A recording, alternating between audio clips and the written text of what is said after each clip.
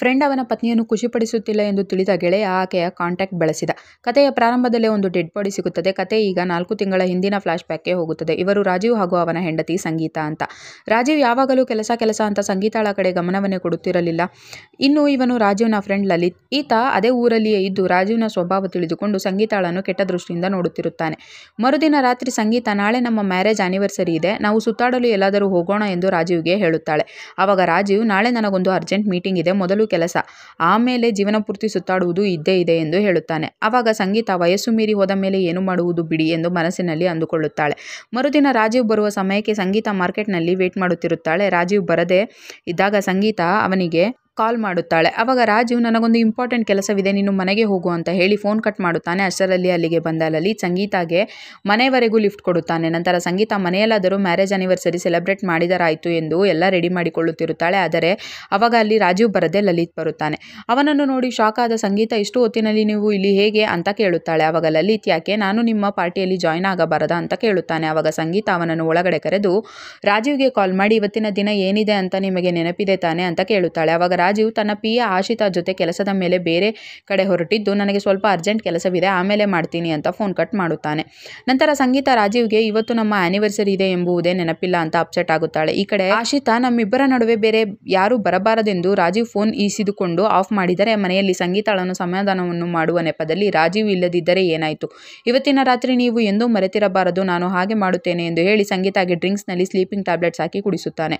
ನಂತರ ಸಂಗೀತಾಗೆ ನಶೆ ಏರಲು ಶುರುವಾಗುತ್ತದೆ. ಆವಾಗ ಲಲಿತ್ ಅವಳನ್ನು ರೂಮ್ಗೆ ಕರೆದುಕೊಂಡು ಹೋಗುತ್ತಾನೆ. ಆಮೇಲೆ ಸಂಗೀತ ರಾಜೀವ್ ಎಂದುಕೊಂಡು ಲಲಿತ್ನೊಂದಿಗೆ ಸ್ವರ್ಗ ಸುಖ ಕಾಣುತ್ತಾಳೆ. ಮರುದಿನ ಮತ್ತೆ ಲಲಿತ್ ಮತ್ತೆ ಅವಳ ಮನೆಗೆ ಬಂದು, ನನ್ನ ಜೊತೆ ಕಾಫಿ ಕುಡಿಯಲು ಬರಲೇಬೇಕು ಎಂದು ಸಂಗೀತಾಳನ್ನು ಎಳೆದುಕೊಂಡು ಹೋಗಿ, ನನಗೆ ನಿನ್ನ ಒಂಟಿತನವನ್ನು ನೋಡಲು ಆಗುವುದಿಲ್ಲ, ನೀನು ಯಾವಾಗಲೂ ಖುಷಿಯಾಗಿರಬೇಕು ಅಂತ ಹೇಳುತ್ತಾನೆ. ಆವಾಗ ಸಂಗೀತಾಗೆ ತಾನು ತಪ್ಪು ಮಾಡಿದ ಅನುಭವ ಆಗುತ್ತದೆ.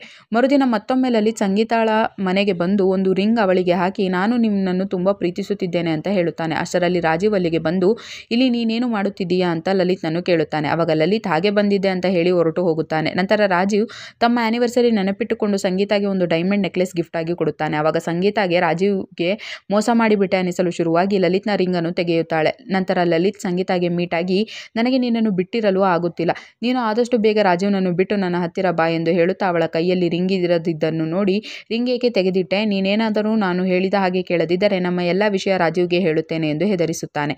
ಮರುದಿನ ಸಂಗೀತ ರಾಜೀವ್ಗೆ ಊಟ ತೆಗೆದುಕೊಂಡು ಆಫೀಸ್ಗೆ ಹೋಗುತ್ತಾಳೆ. ಆವಾಗ ಆಶಿತಾ ಕಣ್ಣಲ್ಲಿ ಏನೋ ಬಿದ್ದ ಹಾಗೆ ಹೇಳಿ ರಾಜೀವ್ಗೆ ಕ್ಲೋಸ್ ಆಗಿ ಸಂಗೀತಾಗೆ ರಾಜೀವ್ ಮೇಲೆ ಡೌಟ್ ಬರುವ ಹಾಗೆ ಮಾಡುತ್ತಾ, ನಮ್ಮಿಬ್ಬರ ನಡುವೆ ಇರುವ ನಿನಗೆ ಬೇಗನೆ ಒಂದು ಗತಿ ಕಾಣಿಸುತ್ತೇನೆ ಎಂದು ಮನಸ್ಸಿನಲ್ಲಿ ಅಂದುಕೊಳ್ಳುತ್ತಾಳೆ. ಆಮೇಲೆ ಲಲಿತ್ ಪದೇ ಪದೇ ಸಂಗೀತಾಗೆ ಕಾಲ್ ಮಾಡಲು ಶುರು ಮಾಡುತ್ತಾನೆ. ಅದರಿಂದ ಸಂಗೀತ ತುಂಬಾ ಅಪ್ಸೆಟ್ ಆಗುತ್ತಾಳೆ. ಸಂಗೀತ ಅಪ್ಸೆಟ್ ಆಗಿರುವುದನ್ನು ಗಮನಿಸಿದ ರಾಜೀವ್ ಮರುದಿನ ಒಂದು ವಾರದವರೆಗೆ ಮುಂಬೈಗೆ ಹೋಗುತ್ತಿದ್ದು ಸಂಗೀತಾಳನ್ನು ಅವಳ ತವರು ಮನೆಗೆ ಬಿಟ್ಟು ಹೋಗುತ್ತಾನೆ. ಆದರೆ ಅಲ್ಲಿ ಹೋದರೂ ಕೂಡ ಲಲಿತ್ ಅವಳಿಗೆ ಕಾಲ್ ಮಾಡುವುದನ್ನು ಬಿಡುವುದಿಲ್ಲ. ನಂತರ ಅವಳು ರಿಸೀವ್ ಮಾಡದೇ ಇದ್ದಾಗ ಲಲಿತ್ ನೇರವಾಗಿ ಅಲ್ಲಿಗೆ ಹೋಗಿ, ನನ್ನನ್ನು ಅಲ್ಲಿ ಒಬ್ಬಂಟಿಯಾಗಿ ಬಿಟ್ಟು ಓಡಿ ಬಂದಿದ್ದೀಯಾ, ನಾನೊಬ್ಬನೇ ಅಲ್ಲಿ ಏನು ಮಾಡಬೇಕು, ಈಗಲೇ ನನ್ನ ಜೊತೆ ಬಾ, ನಾನು ನಿನಗೋಸ್ಕರ ಒಂದು ಫ್ಲಾಟ್ ನೋಡಿದ್ದೇನೆ, ಅಲ್ಲಿ ನಾವಿಬ್ಬರು ಆರಾಮಾಗಿ ಇರೋಣ ಅಂತ ಅವಳ ಕೈ ಹಿಡಿದು ಎಳೆಯುತ್ತಾನೆ. ಅದರಿಂದ ಕೋಪಗೊಂಡ ಸಂಗೀತ ಅವನ ಕೆನ್ನೆಗೆ ಹೊಡೆದು, ಇನ್ಮೇಲೆ ನನಗೆ ಮುಖ ತೋರಿಸಬೇಡ ಎಂದು ಬೈದು ಕಳಿಸಿ ರಾಜೀವ್ ಮನೆಗೆ ಹೊರಡುತ್ತಾಳೆ. ಈ ಕಡೆ ರಾಜೀವ್ ಹಾಗೂ ಆಶಿತಾ ಮನೆಗೆ ಬರುತ್ತಾರೆ. ಆದರೆ ಸಂಗೀತ ಅಲ್ಲಿ ಕಾಣಿಸುವುದಿಲ್ಲ. ನಂತರ ರಾಜೀವ್ ಅವಳ ಫೋನ್ಗೆ ಟ್ರೈ ಮಾಡುತ್ತಾನೆ, ಆದರೆ ಅದು ಕೂಡ ಸ್ವಿಚ್ ಆಫ್ ಬರುತ್ತದೆ. ಆಮೇಲೆ ಅವಳ ತಂದೆ ದಿನೇಶ್ನನ್ನು ವಿಚಾರಿಸಿದಾಗ ಅವಳು ನಿನ್ನೆಯೇ ನಿನ್ನ ಮನೆಗೆ ಹೋಗುತ್ತೇನೆ ಅಂತ ಬಂದಿದ್ದಾಳೆ ಅಂತ ಹೇಳುತ್ತಾನೆ. ನಂತರ ಸಂಗೀತ ಮಿಸ್ ಆಗಿರುವುದನ್ನು ನೋಡಿ ಆಶಿತಾ ಖುಷಿ ಪಡುತ್ತಾಳೆ. ಆಮೇಲೆ ಅಲ್ಲಿಗೆ ಬಂದ ಲಲಿತ್, ನಿನ್ನ ಹಾಗೂ ಅತ್ತಿಗೆಯ ನಡುವೆ ಜಗಳ ಏನಾದರೂ ಆಗಿತ್ತಾ ಅಂತ ರಾಜೀವ್ನನ್ನು ಕೇಳುತ್ತಾನೆ. ಆವಾಗ ರಾಜೀವ್ ಇಲ್ಲ ಅಂತ ಹೇಳುತ್ತಾನೆ. ನಂತರ ಪೊಲೀಸ್ ಕಂಪ್ಲೇಂಟ್ ಕೊಡಲಾಗುತ್ತದೆ. ಆಮೇಲೆ ಪೊಲೀಸರಿಗೆ ಸಂಗೀತಾಳ ಶವ ಸಿಗುತ್ತದೆ. ನಂತರ ಅವರು ರಾಜೀವ್ಗೆ ಕಾಲ್ ಮಾಡಿ ವಿಷಯ ತಿಳಿಸುತ್ತಾರೆ. ಆ ವಿಷಯ ತಿಳಿದು ಸಂಗೀತಾಳ ಪೇರೆಂಟ್ಸ್ ತುಂಬಾ ದುಃಖ ಪಡುತ್ತಾರೆ. ಆಮೇಲೆ ಪೊಲೀಸರು ಸಂಗೀತಾಗೆ ಯಾರಾದರೂ ಶತ್ರುಗಳು ಇದ್ದಾರಾ ಅಂತ ರಾಜೀವ್ನನ್ನು ಕೇಳುತ್ತಾರೆ. ಆವಾಗ ರಾಜೀವ್, ಇಲ್ಲ, ಸಂಗೀತ ತುಂಬಾ ಮುಗ್ಧ ಹುಡುಗಿ, ಅವಳಿಗೆ ಯಾರೂ ಶತ್ರುಗಳು ಇರಲಿಲ್ಲ ಅಂತ ಪೊಲೀಸರಿಗೆ ಹೇಳುತ್ತಾನೆ.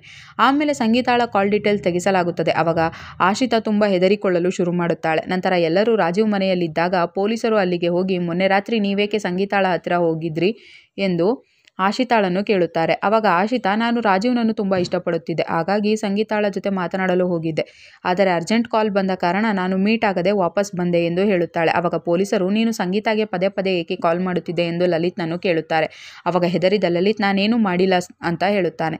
ಆವಾಗ ದಿನೇಶ್, ಇಲ್ಲ, ಇವನು ಸುಳ್ಳು ಹೇಳುತ್ತಿದ್ದಾನೆ, ಲಲಿತ್ ಹೆಸರಿನ ಕಾಲ್ ಬಂದಾಗ ಸಂಗೀತ ತುಂಬ ಅಪ್ಸೆಟ್ ಆಗಿರುವುದನ್ನು ನಾನೇ ನೋಡಿದ್ದೇನೆ ಎಂದು ಪೊಲೀಸರಿಗೆ ಹೇಳುತ್ತಾನೆ. ಆವಾಗ ಪೊಲೀಸರು, ನಿಜ ಏನು ಅಂತ ಲಲಿತ್ನನ್ನು ಕೇಳುತ್ತಾರೆ. ಆವಾಗ ಕೋಪಗೊಂಡ ರಾಜೀವ್ ಸಂಗೀತಾಗೆ ಏನು ಮಾಡಿದೆ ಹೇಳು ಎಂದು ಲಲಿತ್ನನ್ನು ಕೇಳುತ್ತಾನೆ. ಆವಾಗ ಲಲಿತ್, ಹೌದು, ಸಂಗೀತಾಳನ್ನು ಕೊಂದದ್ದು ನಾನೇ. ನೀನು ಇಲ್ಲದಿದ್ದಾಗ ಅವಳು ನನ್ನ ಹತ್ತಿರನೇ ಇರುತ್ತಿದ್ದಳು. ಮೊನ್ನೆ ಅವಳು ಊರಿಂದ ಬಂದಾಗ ನಾನು ಅವಳನ್ನು ನನ್ನ ಹೊಸ ಫ್ಲ್ಯಾಟ್ಗೆ ಕರೆದುಕೊಂಡು ಹೋಗಿ ರಾಜೀವ್ನನ್ನು ಬಿಟ್ಟು ನನ್ನ ಹತ್ತಿರ ಬಾ ಎಂದು ತುಂಬ ತಿಳಿಸಿ ಹೇಳಿದೆ. ಆದರೆ ಅವಳು ಕೇಳಲೇ ಇಲ್ಲ. ಹಾಗಾಗಿ ನಾನು ಅವಳನ್ನು ಕೊಂದು ಬಿಟ್ಟೆ ಅಂತ ಹೇಳುತ್ತಾನೆ. ಕೊನೆಗೆ ಪೊಲೀಸರು ಲಲಿತ್ನನ್ನು ಅರೆಸ್ಟ್ ಮಾಡುತ್ತಾರೆ. ಆವಾಗ ನಾನು ಹಣದ ಬೆನ್ನು ಹತ್ತಿ ದೊಡ್ಡ ತಪ್ಪು ಮಾಡಿಬಿಟ್ಟೆ ಎಂದು ರಾಜೀವ್ ಮರುಗುತ್ತಾನೆ. ಕತೆ ಇಲ್ಲಿಗೆ ಮುಗಿಯುತ್ತದೆ. ಈ ವಿಡಿಯೋವನ್ನು ಪೂರ್ತಿ ನೋಡಲು ದಂಗಲ್ ಟಿವಿ ಚಾನಲ್ ಎಂಬ ಯೂಟ್ಯೂಬ್ ಚಾನಲ್ನಲ್ಲಿ ಏಕ್ ಚೋಟಿ ಸಿ ಗಲತಿ ಎಂದು ಹುಡುಕಿ ನೋಡಬಹುದು.